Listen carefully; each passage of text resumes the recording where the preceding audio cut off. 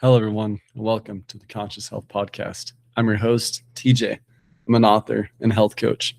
Today, we're going to be talking about something that is harder to explain in words, and it's more of an experience I want you guys to be led to. But in order for me to do that, I have to share my own personal perspective from a recent psilocybin mushroom trip that I just had. And it was very personal, it was very mind-opening. And it is something that I want to talk to you guys about today. And hopefully the words that I choose to use to share with you that I wrote down during this experience is something that can help lead you to have an experience today, to see beyond the words I'm sharing, to have an experience that is alleviating and helps you to reduce anxiety by seeing it for what it is, just to look at it right at its core. And so a few weeks ago, I took a few grams of mushrooms and I was able to write down a few paragraphs of notes. And I want to go ahead and read these notes to you guys and also to share more thoughts on it. And this experience for me that I had, whether you've done mushrooms or not, we've all had different experiences in our life. We've had very special experiences where maybe it was someone who passed on, or or watching a child be born, or we've all had those magical moments. And I could list on a lot of different things that have happened to all of us, but we've all had spaces in time in our lives where for a second we were in eternity, where we got to experience just a profound peace where we weren't able to put thoughts to it. And my notes today are all revolving around an experience like that, where it's hard to describe in words, but hopefully the words can lead you to have an amazing experience today, to help you see how your own psyche works and how it will generate fear and anxiety in your day-to-day life. This is not to say that I don't ever experience anxiety or fear. I experience plenty of it because I'm still putting the words I'm about to share with you into practice in my everyday life. And so I want to start off by reading the first paragraph that I wrote just a few weeks ago. So I wrote, I see how much my current beliefs wrap around the idea that I need to do an XYZ amount just to prove to myself I'm worthy of love. But love is already freely given and is our divine right. To access, remember this, all I need to do is surrender to the present moment. Don't force anything, just completely let go into the now. I already know this is a fact, but I need to practice it consistently. And so all of our anxiety, all of our fear is wrapped around the fear of death, because we are scared that we will cease to exist. I'm going to go more into death in a little bit in these paragraphs, but ultimately what I learned through this experience is all of our fear and anxiety is wrapped around that. It's wrapped around a perceived endpoint of life. And it was interesting to me because the opposite of fear could be seen as love. And when I say love, I don't necessarily mean just romantic love or even just a simple love for a parent for a child. It's those are expressions of the same love, but those are just expressions. The love that I think I'm referring to here is a little deeper than that. It's a love that it's actually all around you. And this is very hard to grasp because it's not necessarily something you can actually grasp. It's something you have to experience. It's not something that's conceivable, but it's something you can feel. And as I mentioned earlier, we've had those moments where we felt that. We felt a collapse of time and space momentarily, and we were able to feel something. And so what I realized on this day is that I'm being a person. I'm playing out this character of TJ, trying to do this, trying to do that all day, every day, trying to prove back to myself I am worthy of something that I already have. It's kind of the analogy of something I heard in a podcast a few months ago, where there's a man on the street. He's sitting on a treasure chest full of gold, but he doesn't know it, and he's begging for people to give him money. And eventually, somebody comes over. And they ask, what are you sitting on right there? And he's like, please, sir, I just need the money. He's like, hold on, get up and let me see what you're sitting on. And sure enough, he opens it, all the gold's there. And so that analogy is perfect for what I realized on that evening that I took these mushrooms, is that it helped me to realize that love is something that we we always, some of us are raised thinking we have to earn it somehow, that we have to do a certain amount. For example, I'm big on to-do lists, so I have all these to-do lists of things I like to do. I still keep them. I don't get rid of them, but it's the deeper moral of the story, realizing that we still do things, but we let go of the idea of being a doer. And so we work on just surrendering, because we realize that when we surrender, when we just sit back and we meditate for a little bit, we work on quieting our minds, just observing our thoughts. We realize things still get done, if not even more efficiently than they did before. And so our fear, our formation of an ego, is made to protect ourselves from a reality that we really are perceiving as dangerous and unworthy. And because of this, because we shield ourselves off so much, we get scared. We're shielding ourselves off because we're scared that we're not going to exist. And that's kind of what I was starting to remember and starting to see as I wrote these things down. And so we always think we have to be a doer. We have to do, just to be able to receive a portion of the love that can be offered to us, and that is far from the truth. Something else I wrote down that isn't super related to that is we are God playing itself. We are God playing itself out with endless characters. Something that I remembered also on this day is that we are all connected. We are all from the same source. We none of us live in a vacuum. None of us can. And none of us live completely separate from anything else. And so we are all a single consciousness that's playing itself out as different characters. And in this life, I'm playing out TJ. In your life, you're playing out you. And we can't help but play out our individuality. But at the same time, there's something more deep that actually connects us all together. And that is an experience that we've all felt at one time or another with loved ones and whatnot. And so I'm going to go on to my next paragraph here. This is more of a question that I'm going to pose to you guys that I also wrote down myself. What is it that watches all of your thoughts? And if all we are thoughts in the mind of God, then that would mean we watch ourselves as God from another eternal and endless identity. And really think, what is it that is watching our thoughts, watching all the different concepts that go on in awareness? For people who meditate regularly, this is something that you'll understand more, that you realize there is a part of you that just watches. And there's a part of us that's just quiet, just silent.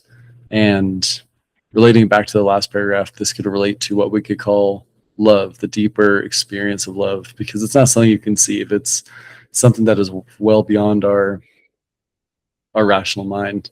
And so it's something that just watches and is there, and it's timeless. Another thing I wrote down is mushrooms help break down the energetic walls we put up to shield our individual self, and individuals in quotation marks. This kind of goes back to what I was saying earlier. We hold on to ourselves as an individual because we're scared. When we let go to unification, we realize an individual self does not exist. Not in the absolute sense anyway. The universe is an endless cosmic dance, and everything lives off of a relationship with the rest of itself. We identify with thought because ultimately we're scared of our real identity, which is beyond description. That quote unquote individual that is seen by us as the observing energy is created on the premise that reality must be scary and unforgiving, which couldn't be farther from the truth. Yeah, this passage I wrote still leaves me speechless, even though I'm the one who wrote it just a few weeks ago. There's a lot I could say here, but ultimately we have a duality of either holding on tightly or letting go to unification, as I put. And when we hold on tightly to an identity, I'm not saying in this video that we should not have an identity. Obviously, it's helpful, especially as just in language and concepts. It's helpful to have an identity, to identify as a certain person. But ultimately, it's the mentally grasping onto it because we're scared. We're scared that if we let go of our identity, somehow we are going to cease to exist. And yes, there is a psychological part of us that may start to cease to exist. But that's actually true freedom to the opposite of fear, which is love. And all of us can know this for ourselves by letting go into unification. And this is a constant process. It doesn't just happen overnight. But of course, with something like psilocybin, it can happen momentarily. It can show us the path that we're on, and it can show us how we're creating our own path, and it can show us what we're ultimately reaching out towards, we're trying to grasp onto. It's something that's already there, just like the analogy of the guy sitting on the treasure chest. And so ultimately we're identifying with thoughts because we're scared, and with a practice of meditation is going to really help us to dive deep into what I wrote here, so we can actually have an experience of relieving ourselves of all the anxiety and fear that we hold on to every day. And it's a process for me every single day. My next paragraph says, if we had to ascribe a goal to the human lifetime, it would be to learn to let go and to see what part a human plays in the constant and eternal web of life. Learn to let go and surrender to the unknown, which ultimately what we are in a sense is unknown, because it literally can't be knowable. It's before knowledge existed and will continue after knowledge is forgotten. And so with knowledge in this sense, there would have to be an individual that would know knowledge. And so when we come up with words and language, that's something that's very useful. But ultimately what we're looking for is an experience, something beyond language, something that existed before me and you were born, before words were even formulated.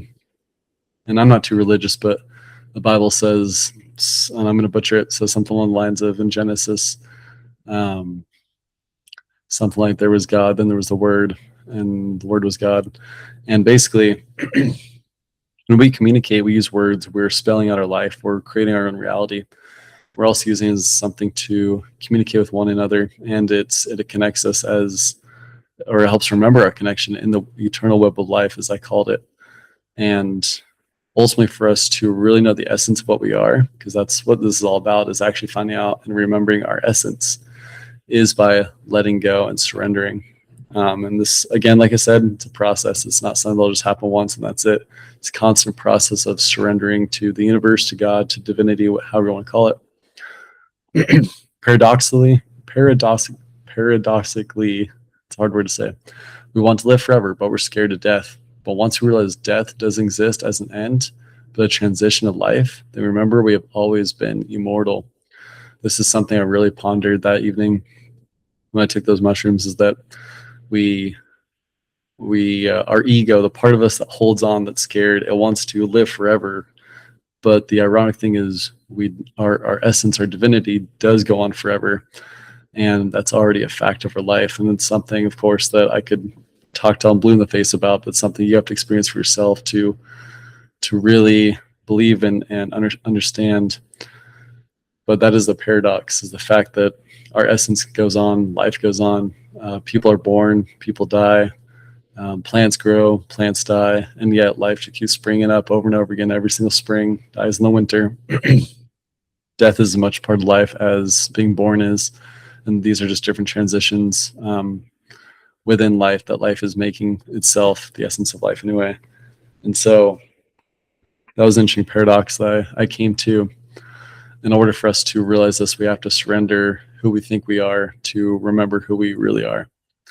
Anything other than perfect unity in this moment is but a dream. Space and time are only relatively real, based on a belief of separation. And so, and I'm actually going to skip to something else I wrote at the very end of this that goes along with this well, is duality is a learning tool to teach us all the same exact lesson, which with an equal sign, love. And so in this video, I'm not saying to push away duality or to think ill of it, because it is a learning tool.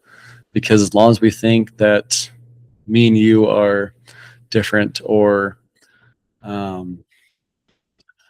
colors don't all come from the same source originally, or that anything actually doesn't come from the same source originally, then we see it as all duality. We see it as all different from everything else.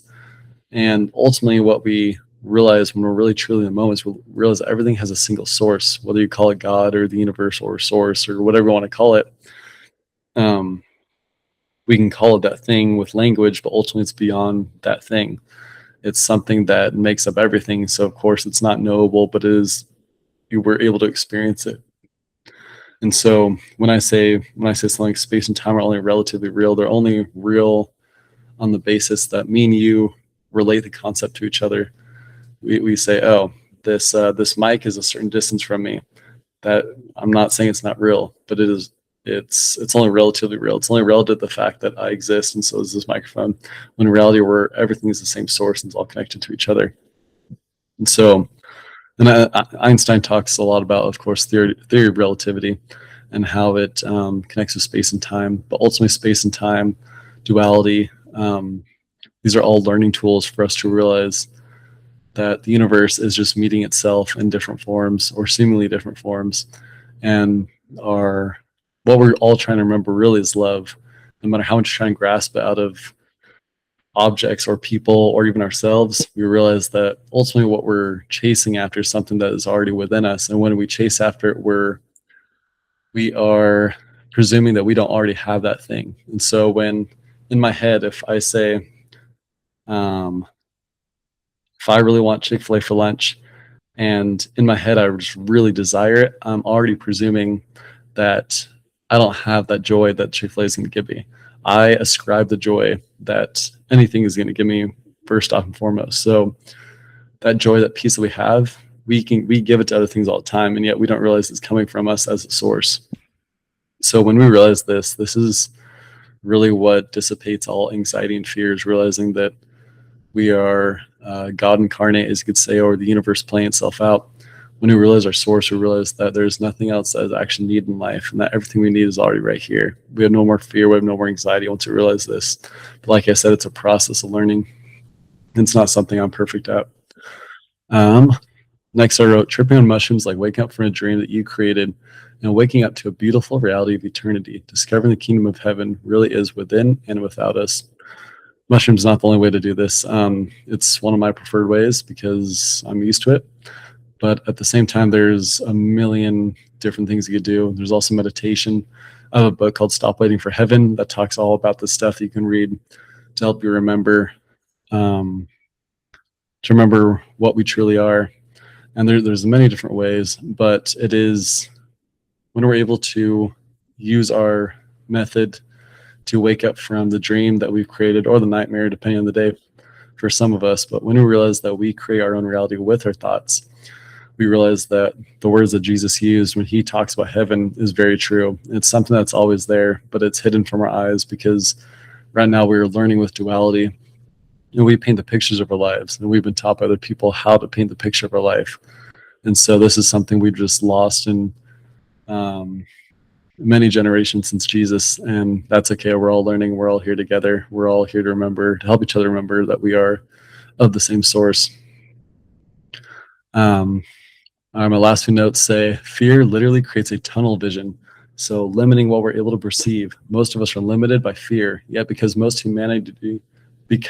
of humanity does experience it, we see this as normal and ordinary in our life experience. This is something I really pondered on along with all these other things that evening, was the fact that our consciousness, for example, when we feel loving, we feel peaceful, we feel forgiving, we feel way more connected to life, to other people, to ourselves even. And when we feel that connection, we don't feel like we're being tunnel vision. We don't feel contracted, constricted. We feel nice and expansive, loving and peaceful. We just let our thoughts flow, and creativity might be sparked, and it's just so much easier to live. But because as a civilization, and I've only lived in America my whole life, so I can only speak for this country, but fear and having to do so much to work for love, that is so ingrained in our culture that for all of us it seems normal. When in reality, all this wraps around just the fear of death, the fear of, I better do as much as I possibly can today because I'm going to die tomorrow. And this whole fear, this anxiety has become so normalized. It's become normalized to work 60-hour weeks just to feel a grain of a love for ourselves or whatever it is, just to feel like we can earn just a slightly higher paycheck, to feel that slightly higher sense of peace and love, and only is so temporary, it's so fleeting, and we're onto it by the next week. And so it creates this tunnel vision where it limits our view, it limits what we can really see. And anybody that has practiced meditation or prayer or psychedelics, you start crying, your joy is full. Maybe you even see people's auras when you're really connected. That's not what happens to me. So all these things become way more unlimited once we connect to that, to our real source. But because we get so addicted, we get so used to fear, it closes up our vision.